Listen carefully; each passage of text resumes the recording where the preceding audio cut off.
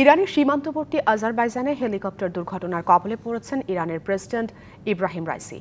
ওই হেলিকপ্টারের আরও ছিলেন ইরানের পররাষ্ট্রমন্ত্রী সহ কয়েকজন ঊর্ধ্বতন কর্মকর্তা। তবে এখন পর্যন্ত হতাহতের কোনো খবর পাওয়া যায়নি।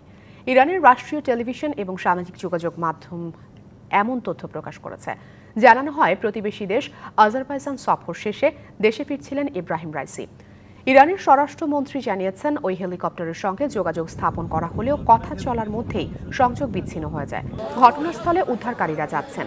ইরানের সংবাদ সংস্থা IRNA জানানো হয়, আজারবাইজানের প্রেসিডেন্ট ইলহাম আলিভিয়ার সঙ্গে দেখা করে ইরানে আজারবাইজানের যৌথ উদ্যোগে নির্মিত একটি বাঁধের উদ্বোধন করেন তারা। ফেরার পথে দুর্ঘটনার মুখে পড়েন প্রেসিডেন্টবাহী হেলিকপ্টার। দাবি করা হয়, প্রেসিডেন্ট রাইসিকে নিয়ে হেলিকপ্টারটি জোলফার কাছে এক জায়গায় হার্ড ল্যান্ড করেছে। গাঢ় কুয়াশার কারণে এমনটি হয়েছে বলে জানিয়েছে সংস্থাটির কর্তৃপক্ষ।